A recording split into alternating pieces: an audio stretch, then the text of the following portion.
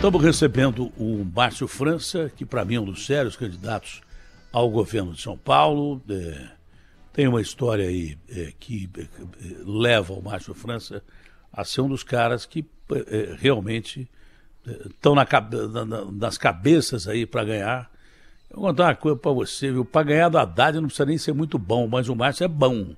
É bom. É a esquerda aí que se cuide. Eu faria o contrário, eu botaria o Haddad de vice do Márcio, porque o Márcio é melhor que o Haddad. Essa é a minha opinião, não é de hoje. Aliás, o Haddad me odeia. Ele me odeia. Um dia ele deu uma entrevista dizendo que a pior coisa que tem de ser prefeito de São Paulo é saber que vai ver o Datena logo mais à tarde falando mal do governo do prefeito. Então ele me odeia. O Haddad me odeia. Mas eu queria dizer também que eu odeio o Haddad também, para dizer a verdade. Para dizer bem francamente, eu odeio também. No mesmo ponto. Mas você tem que ser light, porque você pode ser candidato. Para ser light, eu vou ser margarina, não vou ser candidato. Eu vou virar margarina, não vou ser candidato. Não contem comigo light, que eu não sou light. E nem tentem me fazer light, botar marqueteiro para me torrar a paciência, para falar o que eu não quero. Eu falo o que eu quiser. Se quiser, tá bom assim. Se não quiser, vai procurar outro. Aliás, já estou cheio mesmo. Meu amigo Márcio França já deve ter dado a entrevista lá na Band News, na série de candidatos. E o Márcio vem aí, ó. Está em segundo colocado nas pesquisas e mais atropelando. E ele tem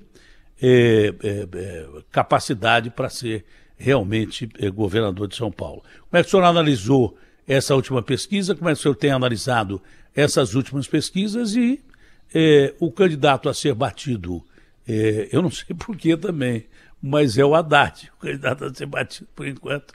Eu não sei porquê, eu não entendo o povo acho que gosta. Vocês gostam do Brasil que está aí? Falando sério, vocês gostam do Brasil que está aí? De verdade? Vocês que estão me ouvindo aqui? Então vota todos esses caras que acabaram com o Brasil, acabaram com São Paulo. Continua votando esses caras aí, pô.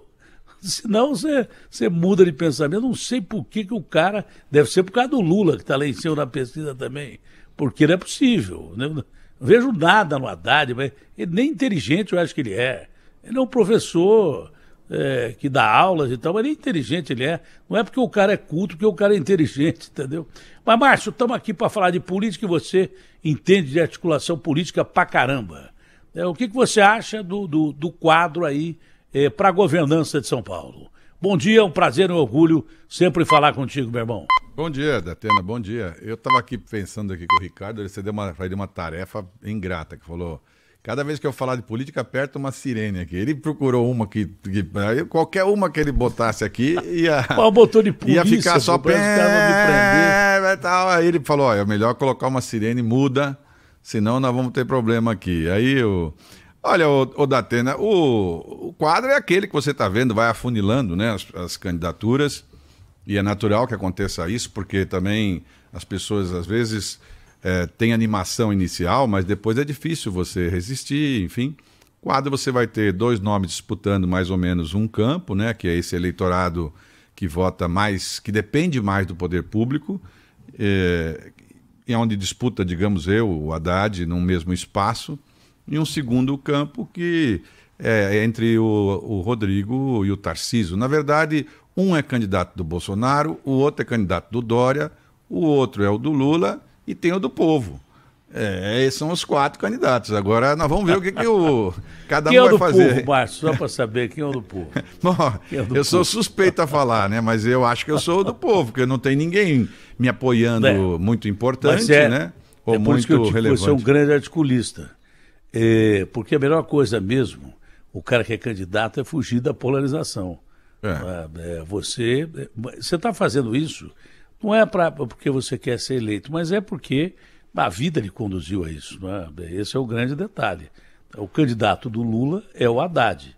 O candidato do Dória é o Rodrigo Garcia. Sim. O candidato do Bolsonaro é o Tarcísio. Isso. Você fugindo da polarização, eu acho que tem mais gente indecisa para votar do que quem quer votar.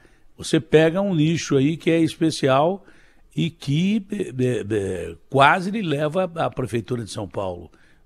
Mais uma vez, e um povo que confia em você. Não é de hoje, você fez um bom governo quando assumiu o governo, pegou uma greve de caminhoneiros e teve uma habilidade para negociar essa greve de caminhoneiros, então você é um candidato fortíssimo. Bom, e nesse momento... Existe alguma chance de você compor com o Haddad, porque tem muito tempo a eleição ainda, muito pouco tempo, não é? Muito porque tem tempo cronológico, só que a cronologia foi alterada durante a pandemia, então o tempo está passando mais rápido. Tem alguma chance, Márcio, de você abrir mão da candidatura dessa vez? Tipo assim, desistir, que nem esses caras que falam que vão ser políticos e desistem toda hora? Tem ou não? Alguma chance de você deixar de ser candidato ao governo ou não? O que acontece é que nas últimas eleições, você se recorda, eu fui para o segundo turno numa eleição muito apertada contra o Dória. E, na minha visão, o Dória fez um governo ruim. Aumentou os impostos, aumentou o pedágio, tirou isenções dos deficientes, tirou isenção dos idosos, enfim. Tudo que eu imaginei que ele não tivesse coragem de fazer, ele fez.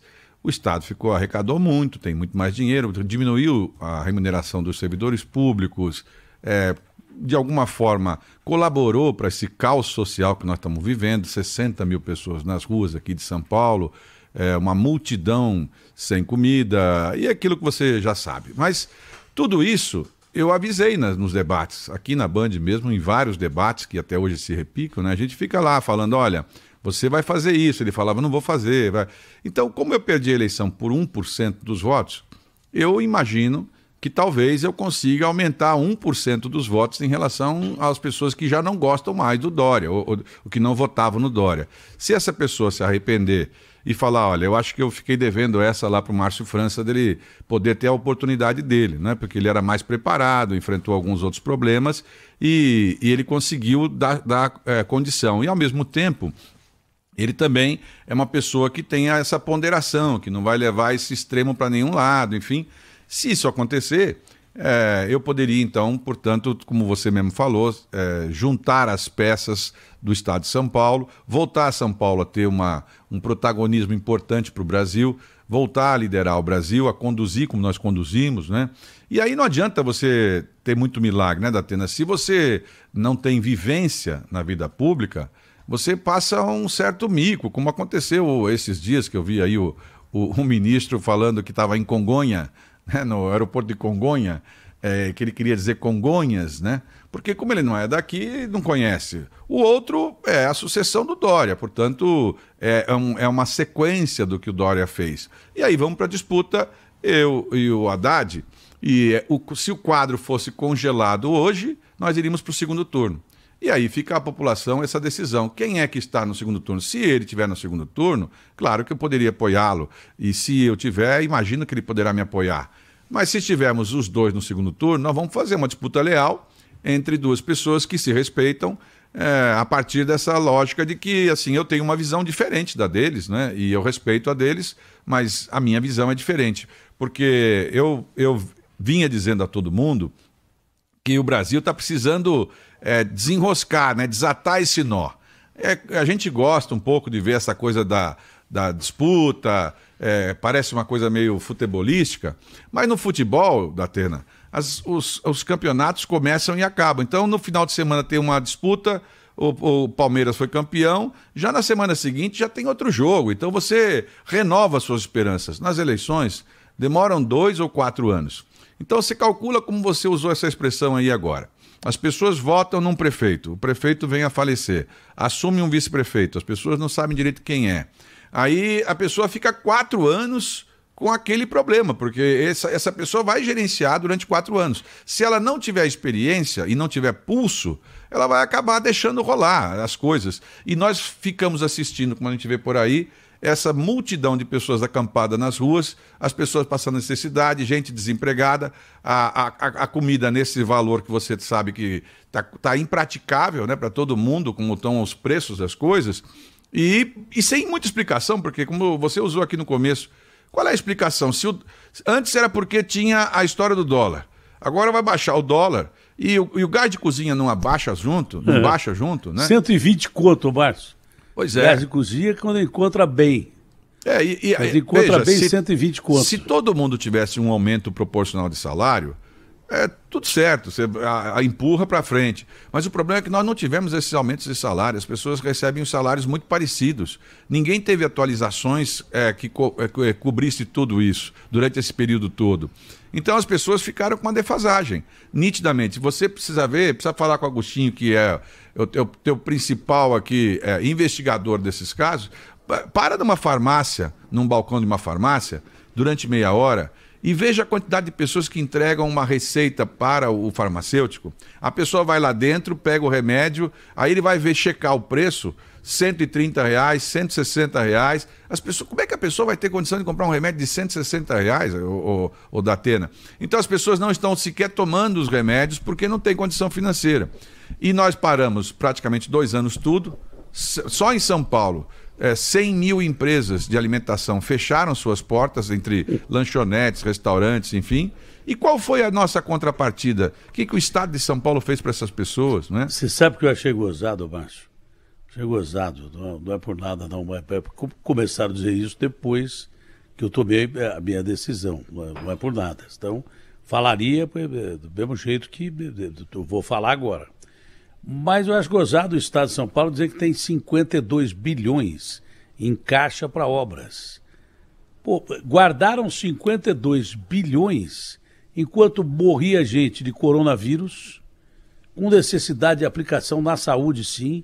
Se São Paulo fosse um país, seria o Estado dominante, seria um país onde mais morreu gente no mundo, e não só da pandemia, da ciência e da tecnologia. Morreu de fome. Onde mais morreu gente de fome também. 60 mil pessoas na rua.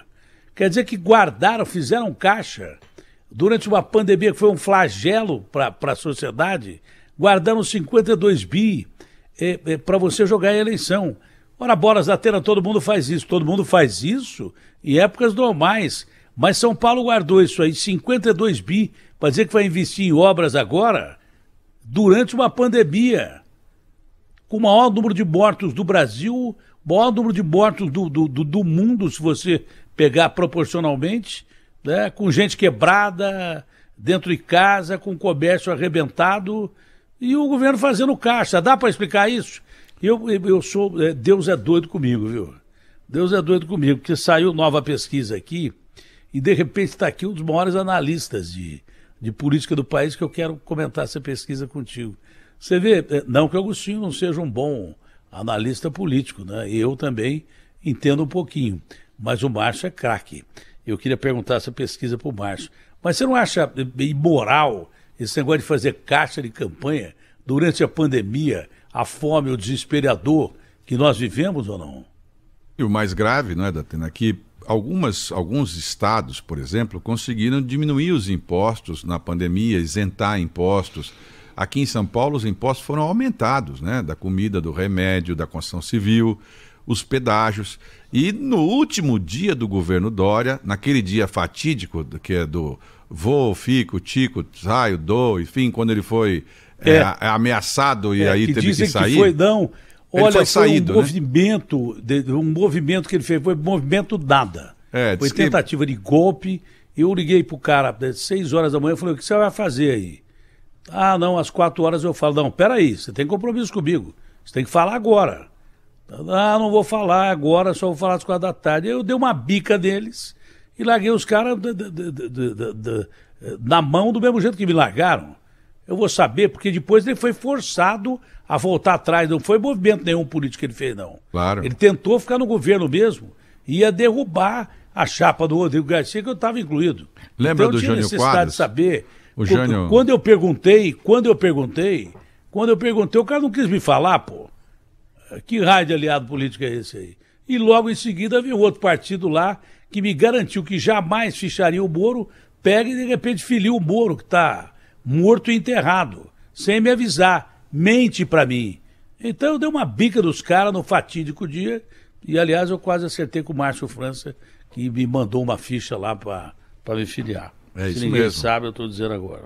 Que o nosso compromisso é o mesmo, é com as mesmas pessoas que você tem compromisso, eu tenho. Quer dizer, então, nós podemos ter as nossas divergências, mas a gente se respeita. Nem todas, né, Márcio? Nem todas, né? É verdade. Agora, você falou da pesquisa, essa nova que você está falando, a de agora, de hoje, do Ibope? De hoje. Qual que é de hoje? IPESP. IPESP, Lula tem isso. 44%, Bolsonaro 30%, Ciro 9%. Deixa eu ver Segundo se eu turno, acho né? o pessoal aqui Segundo que turno. está lá na... No primeiro turno a diferença Não, ficou em 9 pontos, se eu não me engano, né? E no segundo turno IPESP? amplia para 14, alguma coisa assim. Bom, é o que está na capa do UOL, que eu peguei agora aqui. Eu acho que no primeiro turno a Pesquisa diferença contratada ficou em 9%. pela XP Investimento, divulgada hoje, aporta o ex-presidente Luiz Inácio Lula da Silva à frente da corrida presidencial, com 44% das intenções de voto na pesquisa estimulada. Isso parece que é primeiro turno. Isso. Quando é apresentada Não, a é lista de segundo turno nomes essa aí. dos pré-candidatos, o presidente Jair Bolsonaro, que busca a reeleição, aparece em segundo com 30%. Isso. Bom, se Ele subiu de 26 para 30. deveriam deixar claro aqui, né? Deveriam deixar claro no título, né? Porque quando o primeiro turno apresenta o quê? Primeiro turno acho que dá 9 pontos, mas a notícia é que o Bolsonaro subiu 4 pontos, encostou um pouco, como todas as pesquisas, mas a diferença do segundo turno ainda é grande. Eu acho que essa pesquisa que você leu aí deve ser a espontânea, né? Porque na induzida, eu acho que é 29 a 37, uma coisa assim. A diferença fica em 8 pontos. É uma diferença que a gente acha, e desde o início, né, Datena, que vai levar até o final, ou seja, uma eleição apertada, com duas visões. Quer dizer, vai dar pau, né? Vai dar pau, não vai ser eleição molezinha, não. Não vai ser. Eleição é sempre uma eleição com o país dividido, né? E os terceiros nomes, eles acabaram não conseguindo chegar a um patamar, né? Que pudesse chegar a 10, 12 pontos, enfim. Então, o Ciro está com 9... O Ciro está com 9, o Dória está com 3, subiu o Dória. O Dória já está conseguindo sair da margem de erro do zero, né? Ele até então estava empatado com todas as pessoas que eu conheço que tem 0, porque aí você com 2, você fica na margem de erro de quem está empatado, né? O Agostinho também é empatado com ele, e todo mundo empatado com o Dória. Um sacaneio, Márcio. O Dória... Um sacaneio. O Dória vai acabar não sendo candidato a nada, né? O que é muito bom para o efeito não sei, porque ele deve ser difícil a vida dele, né? Assim, para andar nas ruas, enfim. Como eu disse, ele é aquele sujeito que ele de verdade podia unir o Brasil. Porque se tem alguém que todo mundo não gosta, é o Dória. Pode ser os do Bolsonaro, os do Lula, todo mundo não gosta do Dória. Ele é um cara que conseguiu esse milagre. Mas também teve a experiência dele, ficou 3 anos e pouco. Antes de sair da Atena, no último dia, eu te falei, né?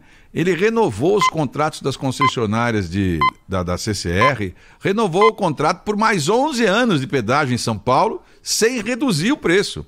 No Paraná, quando o Ratinho fez essa mesma coisa, ele renovou por um período, mas reduziu o preço dos pedágios. Aqui em São Paulo, empurraram mais 11 anos na goela da gente, das concessões, sem reduzir nada, nenhum centavo. E engraçado acontecer isso no último dia, né, de mandato, porque é um assunto tão importante, tão relevante, vai fazer isso 11 anos para frente, exatamente no último dia, faltando alguns minutos, né, para poder ir embora. Tudo isso vai ser motivo para a gente lá na frente, né, poder examinar direitinho, ver o que fica, o que não fica, como é que se ele teria ainda a legitimidade para poder fazer uma decisão desse nível, né? A gente lamenta muito. A gente teve em São Paulo, perdeu uma grande oportunidade de poder, por exemplo, estar produzindo a nossa vacina agora, né? São praticamente 3 anos. A gente está tomando agora a 4ª dose, as pessoas com mais de 60 já podem tomar essa 4ª dose, mas para isso nós estamos tomando a dose das importadas ainda, né? Nós ainda não estamos produzindo as nossas vacinas, que o Butantan, que é um dos principais... E a gente só invasa a vacina. A gente só invasa a vacina, na verdade, né? a gente coloca, só faz envasamento de vacina. E lembrando que essas compras, né, evidentemente, custam uma fortuna. A gente manda daqui para ali, manda daqui para o exterior o boi, manda a soja, o minério e depois traz os frasquinhos de vacina, os chips do computador. Parece que nós estamos na época do Brasil colônia ainda, também, quase tudo, né? Pau-Brasil, ouro, minério, né? Enfim, e jogador de futebol, né? Que a gente está exportando, os bons, né? E a gente fica importando essas coisas que têm mais valor agregado. Será que a gente não tinha condições de poder criar um valor agregado aqui, né, Datena, com tantas coisas? O São Paulo é o estado maior produtor em álcool, em açúcar, em várias frutas, em ovos. É um estado cheio de produções inteligentes, né, com USP, Unicamp, Unesp, muitas universidades particulares de grande porte. Nós temos que estar na ponta do mundo, como você falou, estar disputando com a Alemanha, com a Bavária, enfim, com países de ponta, Coreia, né? Cadê as nossas indústrias muito arrebentadas, porque não tiveram incentivo? A agricultura sobrevive porque o preço é em dólar. Os serviços também, porque a gente ainda tem uma manutenção, a nossa estrutura viária é muito boa. Mas, infelizmente, nós perdemos um bonde. E deixamos para trás uma multidão, né, Datena? Porque 2 anos, por exemplo, quem falar que todas as crianças tiveram aula remota, ou vai estar mentindo ou é mal intencionado. Porque as crianças não têm computador, não têm Wi-Fi, a grande maioria não tem. Então nós precisamos criar para essas pessoas uma alternativa de correr. Quantas pessoas você conhece, né, Datena, que tiveram agravantes pós-pandemia por conta de um outro problema de saúde? Contei para você outro dia aí que minha filha, a Helena, que tem 30 anos, está com uma trombose na perna. Então, ainda tem consequências da Covid que vão se agravar. A pergunta é, se a gente vai abrir essas unidades de saúde aí ao final de semana, para que as pessoas possam adiantar seus exames, compensar esses 2 anos parados, né? A gente tem uma grande rede hospitalar, uma grande rede de AMES. Nós precisamos abrir tudo isso no final de semana, ao invés de guardar dinheiro. Porque quem guarda dinheiro é banqueiro, né? Para render juros. Qual é a vantagem que o poder público tem de guardar dinheiro, né? Guardar dinheiro só se houver alguma coisa que a gente não sabe, né? Porque, claro, ninguém guarda à toa, guarda com algum objetivo, né? Não é para passar para o próximo, não, né? Então, alguma coisa está por trás disso ainda, né? A sua filha, quando teve Covid, teve sintomas ou não? Só para saber. Teve sintomas, sim. Mas não foi muito grave, mas teve sintoma, né? É porque muita gente teve Covid e não teve sintomas, nem percebeu.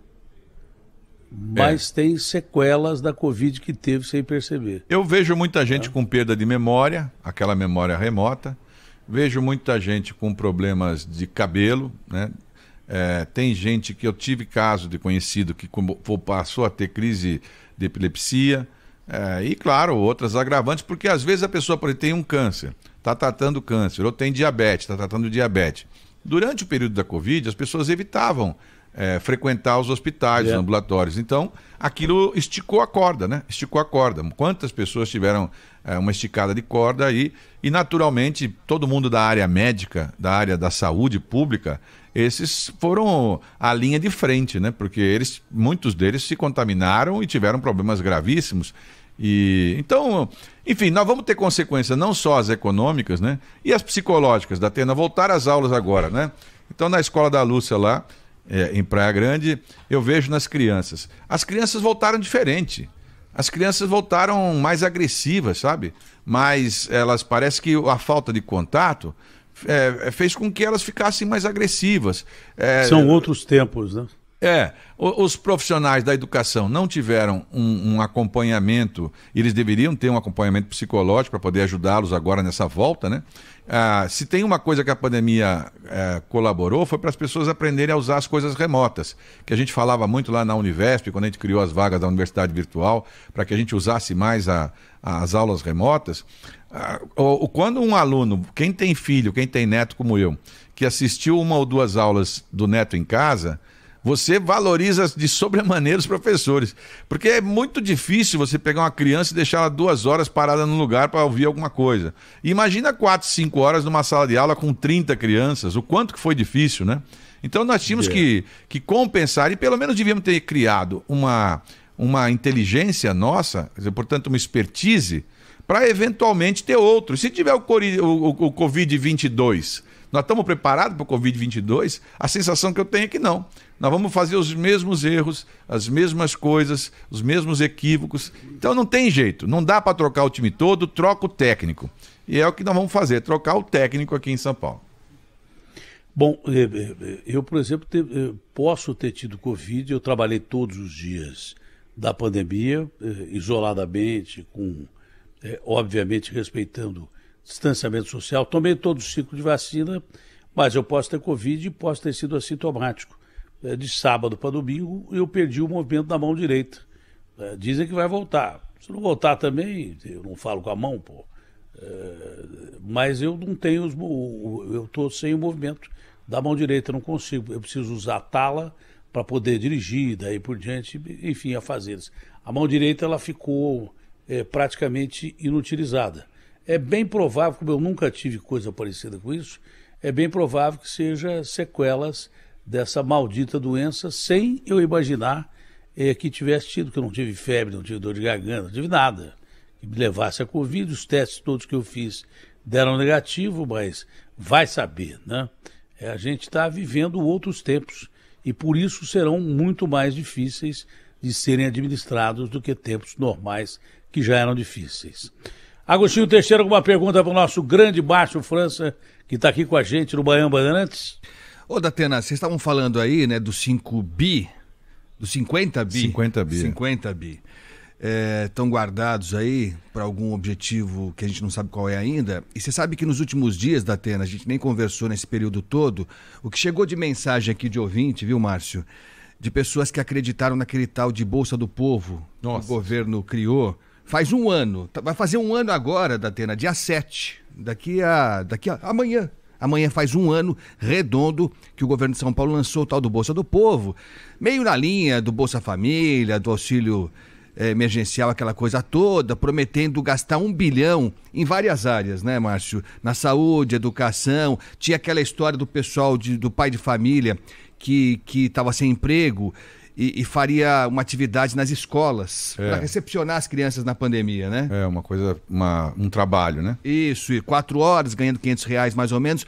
Olha, é uma legião de pessoas que continuam trabalhando, porque o pessoal continua trabalhando, né? Acredita que vai receber, nem o cartãozinho receberam.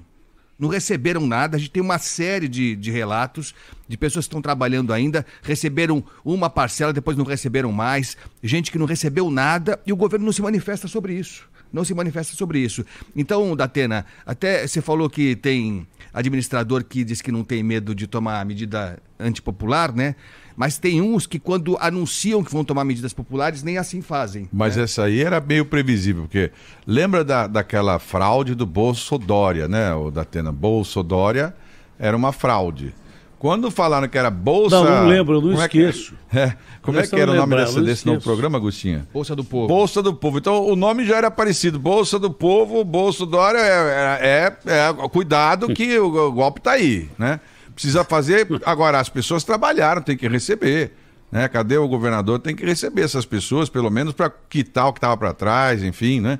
Era um programa correto de você fazer a remuneração, Datena. Você faz uma contribuição para as pessoas como se fosse uma renda mínima, mas exige da pessoa que ela também venha trabalhar 1 ou 2 dias numa área pública para ajudar no serviço da creche, ou na merenda, ou na limpeza. Cada um vai fazer alguma coisa que tenha a vocação. Isso era importante para a pessoa também não se sentir humilhada. Eu disse a você aqui num programa, e vou repetir, até para também o Agostinho um dia aí atrás, esses grandes hipermercados, alguns deles, fazem uma atitude covarde com essas pessoas do Bolsa Família lá. Eles põem as pessoas numa fila que você olha, lá está escrito aqui, é só para Bolsa Família. Então quem fica na fila já fica de cabeça baixa. Olha o pobre aqui. Porque olha o pobre ali, olha o cara que está desempregado ali, olha o pobrão ali. As crianças com o pai. A troco do que isso? A fila devia ser igual para todo mundo, né? Porque você vai distinguir a pessoa porque ela tem o Bolsa Família, aquilo ali é o direito dela, né? Quando põe ela naquela fila lá... Ô, Márcio, um dia essa coisa vai acabar. Porque a divisão de renda no Brasil, que é canalha, que tem 210 milhões de pobres, e 40 bilionários e 4 que possuem o PIB quase que inteiro do país, um dia vai acabar isso. Isso aí vai acabar. Um dia nós vamos ter uma distribuição de renda igualitária no país. Vamos ter. Chega de 210 milhões de pobres e daí por diante. Mas hoje em dia, o cara está na fila do pobre, é um baita atestado de idoneidade moral. Porque ele sofreu até o fim e não roubou. Em fila de rico, eu não posso dizer a mesma coisa. Eu não vou dizer que todo rico é ladrão. Mas eu chego perto de um livro que foi escrito e deturpado, né? Porque deturparam o que o Marx escreveu sobre o que ele idealizava do comunismo e fizeram ditaduras, do Stalin, do Lenin, do Trotsky e daí por diante. Mas, amigo, eu vou dizer uma coisa para você. Pobre tem que ter orgulho de ser pobre hoje no Brasil, apesar de passar fome, porque não existem grandes fortunas, grandes negócios, sem que não exista alguma coisa por trás da maioria delas. Muitos são honestos, decentes, trabalhadores e daí por diante. Mas, quer saber de uma coisa? Principalmente hoje em dia, é melhor ser pobre e dormir tranquilo do que... O duro é que você dorme. A pobreza no Brasil não é pobreza, é miséria. Pobreza no Brasil não é dormir tranquilo com a cabeça no travesseiro, é dormir com fome. Mas não se envergonha de ser pobre, não. Tem muito rico que não pode sair na rua, que o cara vai atrás, vai, o ladrão, vagabundo, sem vergonha. Daí. Eu não tenho nada contra rico, mas tenho tudo contra miserável e pobre, que é tratado como miserável e como pobre. Entendeu? Não pode um país ter miseráveis e ter pobres. Isso é antidemocrático. Tenho tudo contra a gente criar a maior parte da classe trabalhadora do Brasil como uma classe que não é remunerada da altura que merece. É o povo que faz o Brasil, é o povo que movimenta o Brasil. Agora, tenho tudo contra rico ladrão, vagabundo, sem vergonha. Contra o rico que dá emprego, que é um bom empresário, que dá lá ao pobre o seu direito de trabalhar honestamente e tal, tá tudo certo. Agora, rico ladrão devia estar tudo na cadeia. Só que eles têm bons advogados, vão para a rua, viram ficha limpa de novo, com o dinheiro que roubaram do povo eles pagam o advogado, e está todo mundo concorrendo aí às eleições como ficha limpa. O coitado do pobre, ele não paga uma conta da Enel, R$5, ele vai para a ficha suja. Não pode fazer financiamento, nem nada. Devia ser extinta essa lista do Serasa no momento de pandemia e de extrema pobreza do Brasil. Tenho tudo contra o Brasil ter 210 milhões de pobres e pouca gente favorecida. Essa é a minha opinião, não é questão de política nem de nada. Estou me lixando para a política, eu não dependo de política. Se eu quiser dar uma bica em tudo, eu dou uma bica em tudo agora, se eu quiser, entendeu? Mas nós não podemos ter um país com essa pobreza, com tantos... Pô, a gente comemora 11 milhões, 12 milhões de desempregados, isso é uma vergonha, ó. Isso é uma vergonha de comemorar 12 milhões de desempregados oficialmente, porque no mínimo 30, 50 milhões de brasileiros ou estão subempregados ou empregados de uma forma escrava. Tem criança trabalhando, trabalho infantil. Então o Brasil é injusto pra caramba. Datena, é só olhar, né? Enquanto não houver comida no prato, enquanto não houver emprego, enquanto não houver moradia para o brasileiro, educação e saúde, esse país tem que mudar. E ele vai mudar, né, Márcio? Vai mudar. Datena, eu tenho muita preocupação hoje, a gente vê a quantidade desses aplicativos, né? Que, na verdade, não vinculam ninguém a ninguém. As pessoas trabalham 18 horas por dia, colocam combustível, mantêm o carro, mal conseguem fazer a troca da segurança do próprio veículo. E os meninos de moto para lá e para cá para fazer as entregas, que todos nós acabamos nos utilizando dessa engrenagem, mas que ela não garante a ninguém algum tipo de prevenção, não é? Então, o que acontece? Você vê todos os dias acidentes com moto, as pessoas caindo, se machucando, aí vão para a Previdência, porque aí o sistema não ampara essas pessoas. Então, esse novo modelo de emprego direto que a pessoa ganha no final da semana, ou ganha por dia, enfim, paga por Pix e tal, gerou também uma outra relação com uma multidão de gente que não tem um mínimo de garantia. Se a pessoa, por exemplo, tiver um problema como o seu e não mexe com o braço, como é que vai trabalhar um motoqueiro desse jeito nesses dias? E o que ele se alimenta nesses dias? Temos que criar mecanismos, né, para que essas pessoas sejam protegidas. Porque hoje no Brasil, o principal empregador do Brasil já são esses sistemas. Já são esses sistemas ligados a áreas informais, né? Nós precisamos criar um jeito do seguinte: olha, você quer informal porque quem é o dono desses grandes aplicativos? Eu não conheço nenhum desses donos. Eu sei quem é o dono aqui da Band, eu sei quem é o dono da Votorantim, eu sei quem são os donos, as pessoas que têm produção agrícola no Brasil, mas os donos desses grandes aplicativos a gente não sabe nem onde ficam. Né? E aonde vai esse dinheiro? Eu sei que é 25% do que você pede do restaurante fica para o dono do aplicativo, né? Não fica nem para o rapaz que está servindo, nem para ninguém. Então, assim, esse mecanismo é um mecanismo cruel que a gente vai ter que repensar de um formato mais inteligente, porque senão, no final, o custo vai cair também todo para o Estado, né? Claro. Esse papo furado de mercado informal, pelo menos o cara está trabalhando, ele está sendo explorado de uma forma escrava. Isso aí tem que ter regulamentação, e é verdade. Tem que dar nome aos bois. Quem é que está ganhando em cima desses caras aí e tem que pagar com dignidade? O motociclista de aplicativo não tem lugar para comer. Foi ele responsável por entregar comida na nossa casa, remédio e tudo mais. E os caras donos de restaurante que foram salvos por eles, às vezes colocam o cara comer na sarjeta ali, na calçada. Os caras não têm nenhum direito. Trabalho debaixo de sol, chuva, água. Bom, o Márcio precisa ir porque ele tem agenda e é sempre bom bater um papo com o nosso Márcio França, meu querido amigo e bom camarada, independente de política ou não. O que nós somos é amigos e estamos interessados numa coisa só, que é ver o bem de São Paulo e ver o bem do Brasil. Um abração para você. Márcio, abraço grande falar com você. Um abraço, Datena. Fica com Deus. Saúde aí para todo mundo. Um abraço, Agostinho. Obrigado, abraço. Valeu.